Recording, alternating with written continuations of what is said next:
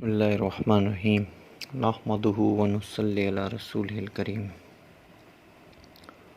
رب اشرح لی صدری ویسر لی امری واحلل عقدۃ من لسانی یفقہوا قولی اللہم صلی علی محمد وعلی آل محمد کما صلیت علی ابراہیم وعلی آل ابراہیم انک حمید مجید اللہم بارک علی محمد وعلی آل محمد کما بارکت علی ابراہیم وعلی آل ابراہیم انک حمید مجید۔ دوستو بزرگوں، ہماری جو بات چل رہی تھی وہ سیرت کے موضوع پر چل رہی تھی، تو ہم یہاں تک پہنچے تھے کہ آپ علیہ الصلوۃ والسلام کی دعوت پہ پھر لوگ زیادہ مسلمان ہونے لگے۔ پھر ابو جہل نے آپ کی گستاخی کی، پھر حضرت حمزہ رضی اللہ تعالیٰ عنہ نے ان کا بدلہ لیا اور پھر حضرت حمزہ بھی مسلمان ہو گئے۔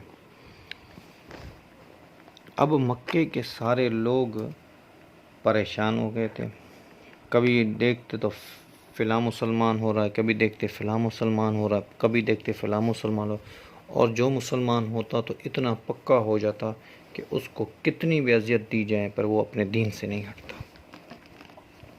تو مکے والے پریشان ہو کے ابو طالب کے پاس آئے اور کہا محمد صلی اللہ علیہ وسلم نے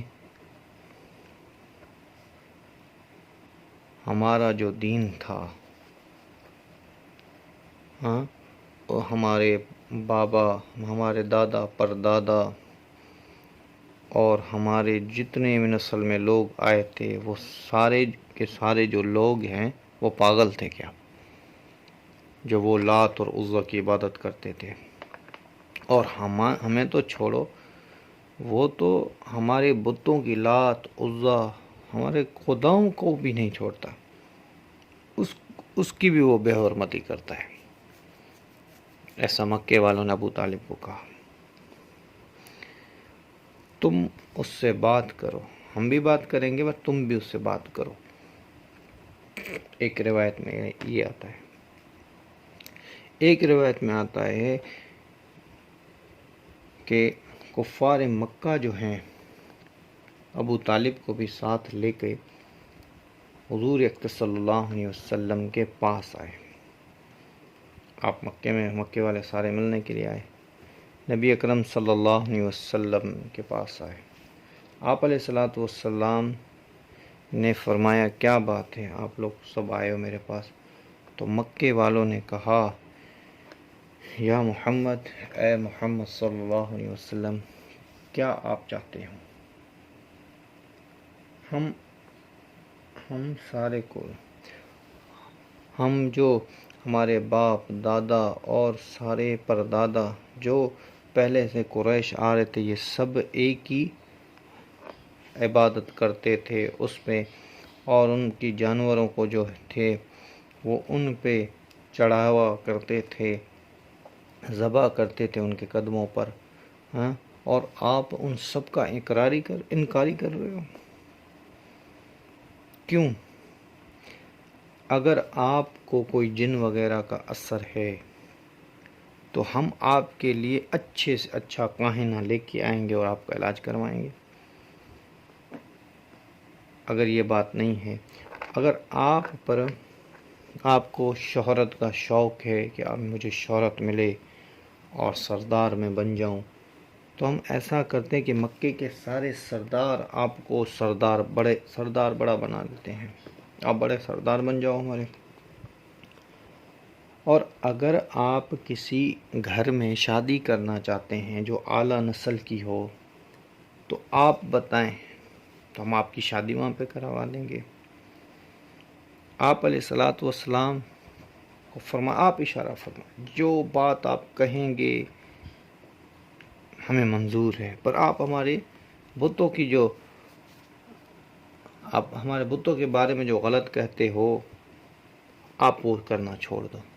لات اور عزیٰ کے بارے میں آپ جو کہتے ہو وہ کہنا چھوڑ دو، ہمارے بتوں کے بارے میں مت کہو، ہمارے خداؤں کو مت کم زیادہ کہو، گالیاں مت دو۔ تو نبی اکرم صلی اللہ علیہ وسلم، یہ بھی ایک نبوت کی سب سے بڑی شان ہے اور ایک اعلیٰ انسان ہونے کی شان ہے کہ وہ جب بھی کوئی بات کرتا ہے تو وہ پہلے اس کی پوری بات سنتا ہے، پھر اس کے بعد پھر آپ علیہ الصلوۃ والسلام نے کہا اب آپ لوگوں کی بات پوری ہو گئی یا کچھ کہنا ہے؟ مکے والے سارے چپ ہو گئے. انہوں نے کہا ہماری بات یہی پوری ہو گئی. تو آپ علیہ الصلوۃ والسلام نے فرمایا سنو مکے والے قریشوں سنو، لو وضونی او شمس فی یمینی والقمر فی سرائی، آپ اگر میرے ہاتھ میں لا کے سورج سیدھے ہاتھ پر اور چاند میرے الٹے ہاتھ پر بھی رکھ دو، پھر بھی میں اللہ تعالیٰ جل شانہ کی توحید کی دعوت دینا نہیں چھوڑوں گا. اور آپ لوگ کہتے ہو کہ پیسوں کے لیے، شادی کے لیے اور سرداری کے لیے آپ ایسا کر رہے ہو. میں اللہ کا نبی ہوں، میں اللہ کا نبی ہوں، اور اللہ کا حکم سے ہی میں توحید کی دعوت دے رہا ہوں. اللہ کے حکم سے میں توحید کی دعوت دے رہا ہوں. میرا مقصد اور کوئی نہیں ہے. میرا مقصد نہ یہ ہے آپ کے بتوں کو کم زیادہ کہنا، نہ ہی میرا مقصد وہ ہے. میرا صرف یہی مقصد ہے کہ اللہ وحدہ لا شریک لہ ہے، اس کے علاوہ کسی میں کوئی طاقت نہیں.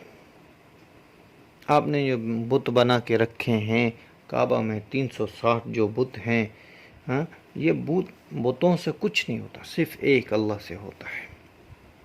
اور اللہ وحدہ لا شریک لہ ہے، وہ اکیلا تنہا ذات ہے. تو مکے والے جو تھے وہ بھی اس بات سے وہ ہو گئے، اور پھر مکے والے واپس چلے گئے. اور مکے والے دیکھنے لگے کہ بھئی جو مسلمان ہوتا پکا مسلمان ہو جاتا، وہ اپنے دین سے نہیں چھوڑ. اور آپ علیہ الصلوۃ والسلام سے جو بھی بات کرتا اور جو اپنے آپ کو ہوشیار سمجھتا اور آپ علیہ الصلوۃ والسلام سے بات کرتا تو وہ اس کا ہو جاتا، آپ علیہ الصلوۃ والسلام کا ہو جاتا. یہ دین کا مسئلہ کیا ہے؟ پھر کفار مکہ نے آپس میں مشورہ کیا، بھائی کیا کرنا چاہیے، کیا کرنا چاہیے، کیا کرنا چاہیے.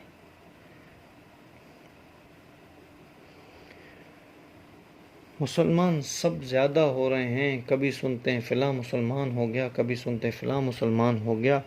اور یہ بھی نہیں ہے کہ آپ علیہ الصلوۃ والسلام کے بعد پاس جو ہے وہ بڑی جائیداد ہے اور آپ علیہ الصلوۃ والسلام کے پیسوں کے پیچھے جو ہے لوگ لگے ہوئے ہیں اس لیے مسلمان ہو رہے ہیں. نہیں، یہ بھی بات نہیں ہے کہ سارے غریب مسلمان ہو رہے ہیں. اور یہ بھی ہے کہ سارے اگر آپ علیہ الصلوۃ والسلام کے پاس سارے امیر مسلمان ہوتے تو ہم بھی کہتے کہ بھائی کہ نبی پاک صلی اللہ علیہ وسلم کو نعوذ باللہ شہرت کا شوق ہے، اس لیے وہ سارے امیروں کو ہی اسلام میں لا رہا ہے، اپنا ایک نیا دین ایجاد کر رہا ہے، زندہ کر رہا ہے. وہ بھی نہیں ہے. سارے کچھ مسلمان جو ہیں وہ ابو بکر جیسے امیر ہیں، کچھ مسلمان جو ہیں وہ، اور اتنے پکے مسلمان ہوں جو جب ان کو اتنا مارا جائے پھر بھی اپنے دین سے نہیں ہٹتے. کوئی تو وجہ ہوگی نا. تو پھر کفار مکہ نے مشورہ کیا. ولید بن مغیرہ جو حضرت خالد رضی اللہ تعالیٰ عنہ کا باپ تھا، اس نے کہا کہ ایک بات سنو، میں جاتا ہوں نبی پاک صلی اللہ علیہ وسلم سے بات کرتا ہوں.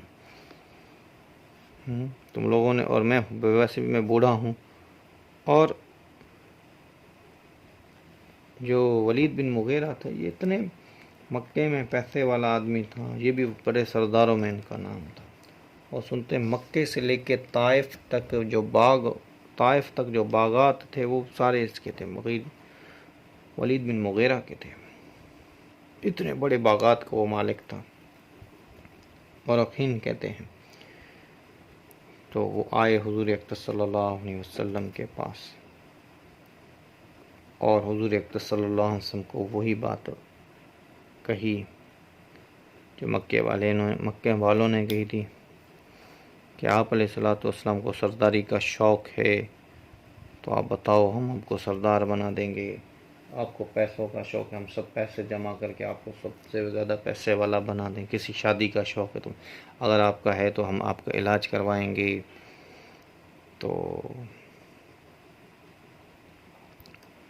اس وقت میں جو وہ آیا تھا ولید بن مغیرہ، وہی بات کرنے لگا کہ آپ ہمارے بتوں کی جو کرتے ہو وہ مت کیا کرو، توہین مت کیا کرو، ہمارے بتوں سے بھی ہوتا ہے، آپ بولتے ہیں کہ صرف ایک اللہ سے ہوتا ہے، آپ ہمارے بتوں کی توہین مت کیا کرو، آپ بتاؤ آپ کو کیا چاہیے۔ تو حضور اکرم صلی اللہ علیہ وسلم نے فرمایا کہ ولید بن مغیرہ آپ کی بات پوری ہوئی؟ تو ولید نے کہا ہاں میری بات تو پوری ہو گئی یا محمد، اب آپ جواب دو۔ تو حضور اکرم صلی اللہ علیہ وسلم نے قرآن کی سورت فصیلت کو پڑھا،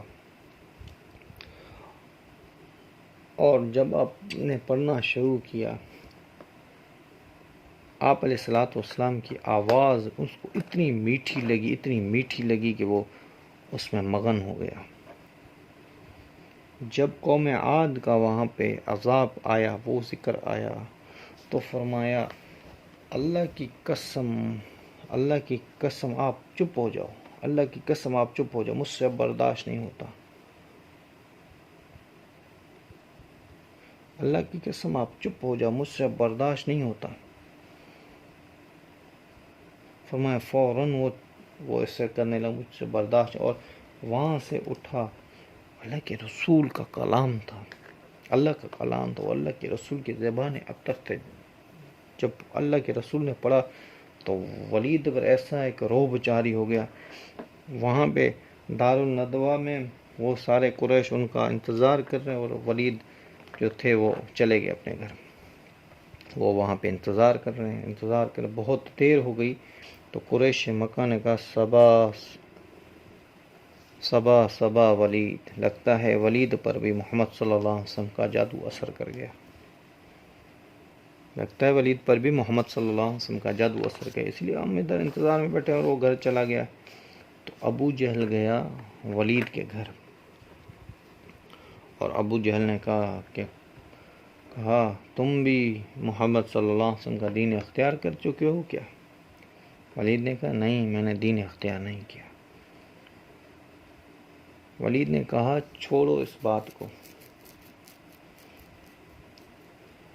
اگر آپ لوگ کہتے ہو کہ وہ جادوگر ہے تو میں جو ہوں، ولید نے کہا جو میں ہوں وہ سارے جادوگروں کو جانتا ہوں، سارے جادوؤں کو جانتا ہوں، پر محمد صلی اللہ علیہ وسلم جادوگر نہیں ہے۔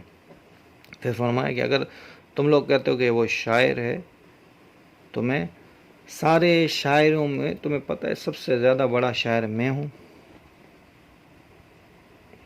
پر محمد صلی اللہ علیہ وسلم کا وہ جو کلام تھا وہ شاعری میں بھی نہیں آتا۔ اور فرمایا کہ اگر تم کہتے ہو کہ وہ کاہن ہے تو کاہن تو پلیت لوگ ہوتے ہیں، محمد صلی اللہ علیہ وسلم تو سچا آدمی ہے۔ جو اس نے قرآن میرے سامنے پڑھا تھا، جو اس نے کچھ لفظ میرے سامنے قرآن کے پڑھے تھے، اس میں سب سے زیادہ جو ہے وہ مجھے ایسا محسوس ہو رہا، اس میں اتنی کلام میں مٹھاس تھی، اور تھوڑا آگے پڑھنے میں مجھے تو اتنا سمجھ میں آ گیا کہ اللہ کا عذاب نہ نازل ہو جائے ابھی ہم پہ۔ جب اس نے وہ بات کہی تو خدا کی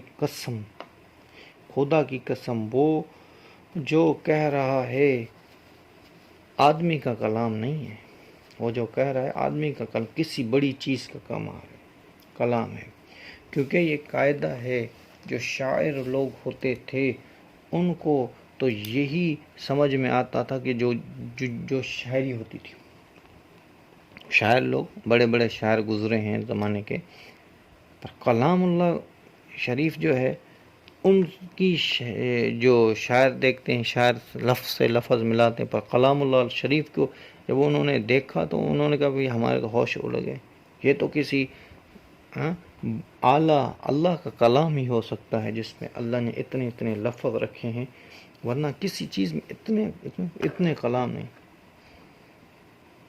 پھر ابو جہل نے ولید کو شرم دلائی اور اس کو اس ضد پہ لایا اور غیرت دلائی، آنے دے کر غیرت دلائی تاکہ وہ مسلمان نہ ہو سکے، ورنہ یہ بھی مسلمان ہو جائے گا۔ تو ولید نے کہا نہیں میں تو نہیں مسلمان ہوتا، پر کلام اللہ جو اس نے پڑھا محمد صلی اللہ علیہ وسلم سچا ہے، وہ جھوٹا نہیں ہے، اور یہ بھی تاریخ میں ہے، یہ بھی آپ نے دیکھا، میں نے دیکھا، یہ بھی تاریخ کا ہے کہ آج تک اس نے کوئی غلط بات نہیں کہی اور جھوٹ نہیں بولا۔ آج تک اس نے محمد صلی اللہ علیہ وسلم نے کوئی غلط بات نہیں کی، محمد صلی اللہ علیہ وسلم نے کوئی بات جھوٹی نہیں کہی۔ تو نعوذ باللہ، جس آدمی نے کبھی آدمیوں کے بارے میں جھوٹ نہیں، وہ آج اللہ کے بارے میں کیسے جھوٹ کہے گا؟ اور میرے بھائیو، دوستو، بزرگوں، اور کلام اللہ تعالی کا کلام ہے اور حضور اقدس صلی اللہ علیہ وسلم پر نازل ہوا ہے، اور حضور اقدس صلی اللہ علیہ وسلم کے نازل ہونے پر، آپ علیہ الصلوۃ والسلام کے پڑھنے پر کیا اس کا کیفیت ہوگی۔ آج اتنے سالوں کے بعد اگر کوئی قاری قرآن پڑھتا ہے قرآن، تو آدمی اس میں جھوم جاتا ہے، آدمی کو مزہ آنے لگتا ہے قاری قرآن میں پڑھنے میں۔ تو آپ خود سوچیں، اندازہ لگائیں، جب محمد صلی اللہ علیہ وسلم کے زمانے میں آپ علیہ الصلوۃ والسلام پر جب قرآن نازل ہو رہا تھا، تو آپ علیہ الصلوۃ والسلام جب خود پڑھا کرتے تو آپ علیہ الصلوۃ والسلام پر جن کو سنایا کرتے ان پہ کیسی کیفیت ہوتی تھی۔ تو انشاءاللہ ہماری بات آگے بھی چلتی رہے گی۔ وما علینا الا البلاغ۔ سبحان ربک رب العزت عما یصفون والسلام علی المرسلین والحمد للہ رب العالمین۔